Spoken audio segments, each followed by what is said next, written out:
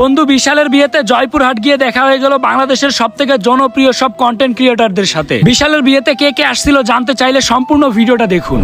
আসসালামু আলাইকুম জয়পুরহাটবাসী, কেমন আছেন সবাই? আশা করি সবাই অনেক অনেক ভালো আছেন। আজকে আমি চলে আসলাম আপনাদের সবার প্রিয় জয়পুরহাট শহরে। কি কারণে আমি জয়পুরহাট আসলাম? শুধু কি ঘুরতে নাকি কি কারণে? আসলে আজকে চলে আসলাম বন্ধু বিশালের বিয়ে খাইতে। এখানে আইসে দেখি কে নেই এইখানে। বাংলাদেশের সব জনপ্রিয় কন্টেন্ট ক্রিয়েটরই এখানে আইসে। মনে হচ্ছে কন্টেন্ট ক্রিয়েটরদের একটা মিলন মেলা হয়ে যাচ্ছে এখানে। আর বন্ধু মামুনের কথা কি বলবো, ও যেখানেই যায় সব সুন্দরী সুন্দরী মেয়েরা ওর দিকেই তাকায় থাকে। আসার পরেই দেখা হয়ে গেল আমার একমাত্র নাপিত ভাই বিডি ইমরানের সাথে। আমরা সবাই কিন্তু অনেক অনেক দূর থেকে বিশালের বিয়ে খাইতে চলে আসছি। আর রিয়াদ আসার সাথে সাথে যে হাসিটুক দিয়েছে সব মেয়েরা পাগল হয়ে যাবে।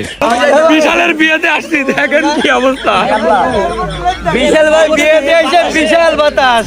এদিকে বহুদিন পর দেখা হয়ে গেল তানভীর পরশ ভাইয়ের সাথে, জাহিদ ভাইয়ের সাথে। এদিকে আছে গনি, ওর কথা তো আর বললামই না। আরো আছে বড় লোক চৌধুরী, মানে গরিব চৌধুরী। আরো অনেকেই আছে এখানে। ওইদিকে দেখি বন্ধু বিশাল একদম ফটোশুট শুরু করে দিয়েছে বউয়ের সাথে। আমরা আর কি করবো ভাই, আমাদের এগুলা দেখা ছাড়া আর কোনো উপায় নেই, কারণ আমাদের কপালে তো আর বউ নেই। তাই একটু কপাল ঘষাঘষি করছিলাম লাইলার ভাতারের সাথে। এই সরি লাইলার ভাতার না, লাইলার জামাইয়ের সাথে। তারপর আমরা ঘুরতে চলে আসলাম জয়পুরহাট সরকারি কলেজের সামনে। কে কে এই জায়গাটা চিনেন অবশ্যই কমেন্ট করে যাবেন। অলরেডি বিশালের গায়ে হলুদের অনুষ্ঠান শুরু হয়ে গিয়েছে।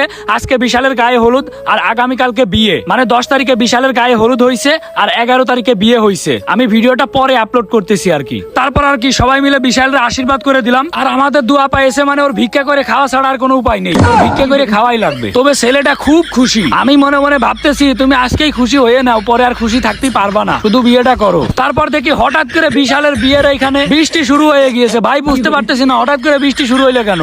ভাই এটা কিসের বৃষ্টি?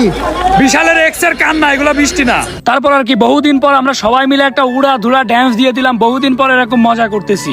আজকের মতো আমাদের অনুষ্ঠান এখানেই শেষ হয়ে গেল। আগামীকালকে বিশালের বিয়ে।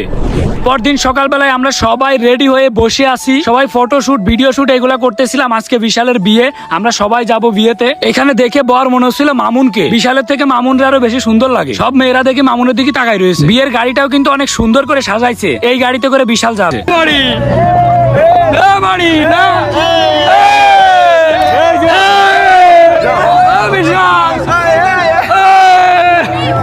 হাই এত আনন্দ। বিয়েতে যাওয়ার আগেই সবাই রাস্তার ভিতরে নাচানাচি শুরু করে দিয়েছে, সবাই মজা করা শুরু করে দিয়েছে। মেয়ের বাড়ির এখানে এসে দেখি পুরাই মাছ বাজার হয়ে গিয়েছে এখানে। এত এত লোক, এত এত মানুষ। বিয়ে বাড়িতে আমি এর আগে কখনোই দেখিনি। জীবনে ফার্স্ট টাইম আমি বিয়ে বাড়িতে এত মানুষ দেখতেছি। মনে হচ্ছে পুরো এলাকাবাসী এখানে চলে আইছে। এখানে বিশাল বিশাল দাওয়াত দিছে পুরা বাংলাদেশ।